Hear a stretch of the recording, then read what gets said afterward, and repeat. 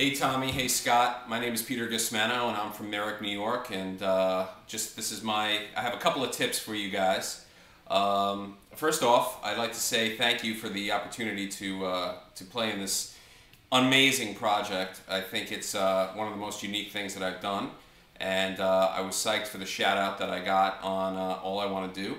So anyway, I have a couple of tips that I like to recommend when it comes to recording guitars.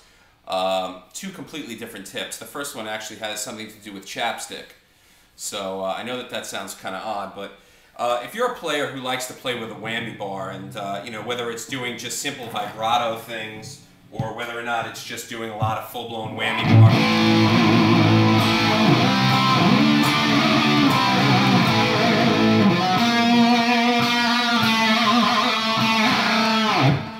So what I had was experimenting was trying to keep the guitars in tune. A lot of times, a lot of guys like locking tuners and a locking nut. I tend to not like that. I tend to like these Wilkinson type bridges, and I opt for locking tuners.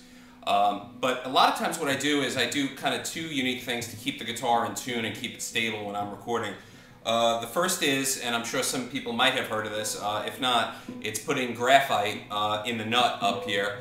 Powdered graphite, so that the strings are sliding through the nut pretty smooth. The other thing, which is kind of unique, a tip that I was taught, was to actually put chapstick on your the posts of your guitar on your bridge.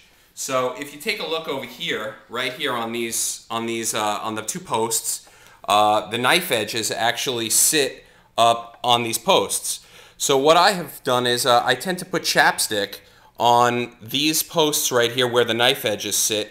So a lot of times when you're doing the whammy bar, it almost acts as kind of like a lubrication for keeping the bar in tune. It also preserves the knife edges as it sits on as the bridge sits on the posts. So a lot of times if you're doing, you know, heavy whammy bar stuff, you know, it tends to keep the guitar in tune a lot of times. It gives it a little bit more of a slinkier feel. So I think that's tip number one. And tip number two is a lot of times I like to record with two amps. I know some other guys have mentioned that here.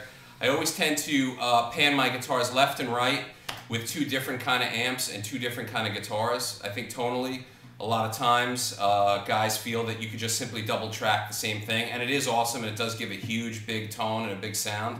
But a lot of times I like to use like a Les Paul with one particular amp on the left side, and I might opt for another type of wood guitar on the other side. So, and when you pan them left and right, you tend to get a lot of different tonal variation, and I think it makes the tone even bigger. So those are my tips. I want to wish you guys a happy holidays, and again, Peter Gusmano from Merrick. Rock on. See you soon. And that's Tony, my bulldog, right there. I thought I'd show him to you guys. He seems enthralled by this tip. Take care.